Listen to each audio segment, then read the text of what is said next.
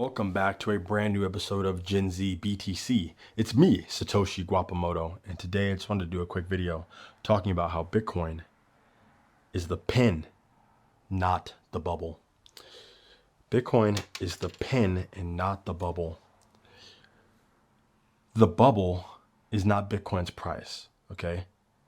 The bubble is the US debt, the US deficit, the global debt to GDP, right?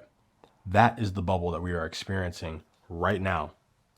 In the first 220 years of the United States being a country, it took them 220 years to gain $11 trillion of debt, right? In the last 4 years, we did another 11 trillion, okay? In a 4-year time span, we did 11 trillion. That's not good.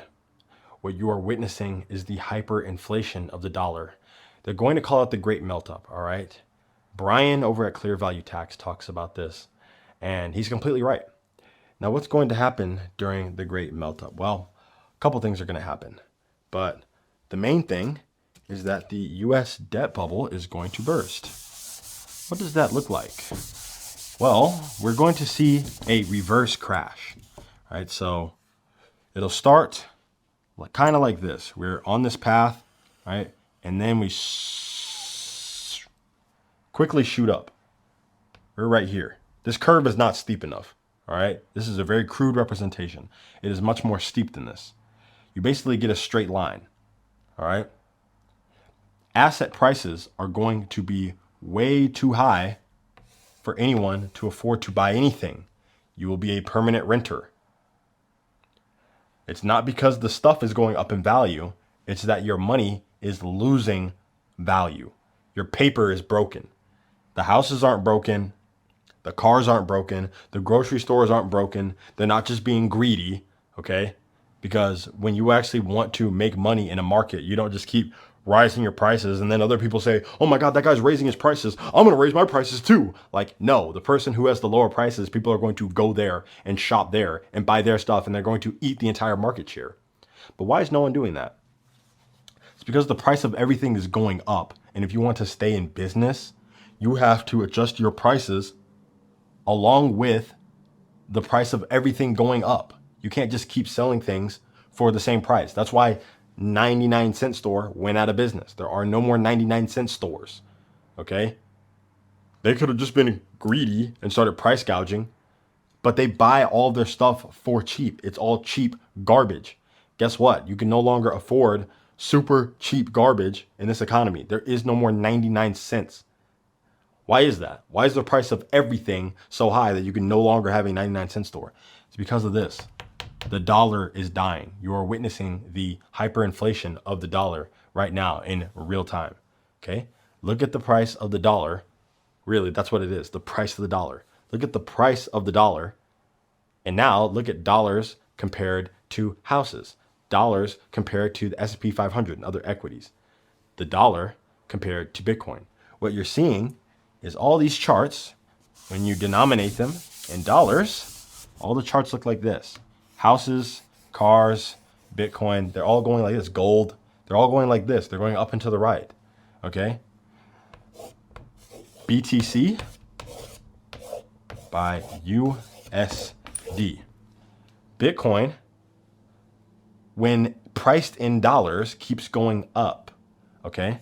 Gold, when priced in dollars, keeps going up. These assets themselves really aren't changing that much. Houses, when priced in dollars, they're not really changing that much. You could argue that the houses are getting worse, okay? They're basically just these wooden shacks that are barely meant to last and have very mid-tier and sometimes horrible infrastructure. Whereas houses that were made back in the 70s, 80s, they're made with bricks. They have a stronger foundation. They have plumbing that's built to last. They're a lot less faulty. Most people will agree houses that were made back in the day compared to all the houses that they're mass producing now, the cookie cutter houses, right? They're of lower quality, but the price is going up, up, up. Even if they're smaller, even if they're in worse areas, for some reason, the value of the houses keeps going up. Why is that? Oh, well, the property around there, they're building better property. Even in horrible places to live where there's not a lot going on, right? The price of houses is still skyrocketing. The value of the dollar is going down over time, which means that you need more dollars in order to buy stuff, which then makes it seem like prices are going up. But that is not the case. What is happening here is the dollar's going down. You have to really understand this. You need more pieces of paper in order to buy stuff. All right. Bitcoin is the pin that pops this bubble, because otherwise this will go on forever. This process of dollars getting devalued and stuff going up in value forever, this is how they completely squeeze out the middle class and further divide the have-nots from the haves, the 1% versus the other 99. 1% of people globally own over 50% of all the productivity. They own all of the value in the society. Okay? 1% of people. 1% of people have this share of the market. In the meantime, 8 billion people have to share the other 50%. This is insane. And part of the reason why this is happening is because 1%ers already own all the assets. They already own all the shares and all the stocks. They already have so many assets under management, whether that's multiple properties, houses, boats, yachts, cars, right? They already have all of the stake in this network, the dollar network, the fiat network, the network where they print all the money. That is why they're so terrified of Bitcoin. Global leaders are terrified of Bitcoin because it recreates this chart. Individuals, okay, hold a majority. Individuals. So far, I mean, it's like maybe 300 million people. Then another bit is companies, then miners, then corporations, and then there's nation states, right? But the majority of Bitcoin is held by individuals. It puts the power back in the hands of individuals and away from those who are faceless corporate entities who already control everything. This is your opportunity to get a bigger share in a network that is not diluted or controlled or boxed out, right? This is the reason why so many people get rich, they get wealthy, their purchasing power increases over time because they're holding an emerging network. The dollar network, the dollar system has already been fixed. It's already been set up. There's already too many people who have too much control of the money printer. They're quintillionaires. They're too close to the money printer. And then they extract value from you by making your dollars that you have to work for less valuable while they print dollars for nothing, which then dilutes everyone else. In Bitcoin, nobody can dilute you. Nobody can steal your purchasing power, your economic value, the value that you work for. Time is money. When you put time into your work and you are compensated for your efforts because you provided value to someone, no one can take that value away from you, right? No one can make that value worth less. They can only contribute to the network and make it worth more. This is why Bitcoin is so powerful. This is why Bitcoin is the pin and not the bubble. The real bubble has been building for many years now, and it's about to pop. We continue to see people slowly waking up. Something's happening here. Something's not right. My groceries are 3 times higher than they were just 2 or 3 years ago. But they're telling me inflation is only 2%, 3%. If inflation was 2 or 3% every year, there's no way that you would be doubling and tripling the price of everything that quickly. It's almost like they're lying. Very interesting. Look up, what is the CPI? What is CPI? I'll put the definition on screen. It's a market basket of goods that are hand-picked, hand-selected by bankers so that way they don't look bad, okay? If the price of coffee beans goes up 50%, okay? They're just going to exclude coffee beans from the calculation because that's going to skew the number.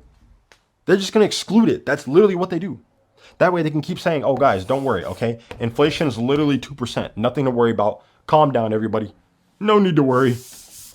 And they're going to continue to gaslight you while things keep going up in price and you're looking for someone to blame. Oh, it's the immigration. Oh, it's all these blacks, you know? It's the Democrats. It's the Democrats. Insane. Absolutely insane. That's so much cope, bro. We need to stop coping. We need to realize, okay, we need to do something. There is a solution. There is an escape valve. But for how long? For how long until they start trying to attempt to ban people from holding Bitcoin? All right, on a federal level. We'll see. No one can tell the future. I would say if they tried banning Bitcoin, they would have already tried to do it. It's gotten too big and it's become too financialized, too many big backers. But instead, what they're going to do in order to price people out, to block people from buying Bitcoin, is the price is going to rocket up. It's going to be that smooth curve up. Gradually, then suddenly. And then it'll be too late for most people to own a million Satoshis. 1% of a Bitcoin, it'll be too late for you to ever own that. The price will be far out of your reach. Right now, for most people, it is in reach. Pretty soon, it will be out of reach of most Americans. 100%. It's going to happen fast. So we'll see if you're able to act quick enough. So otherwise, most people are just going to have FOMO, fear of missing out, and then they're going to jump in after they already see all the appreciation because they didn't take heed to what so many people had told them previously. Bitcoin is the pin, not the bubble. If you enjoyed this video, make sure you like, comment, and subscribe. A lot of great content coming.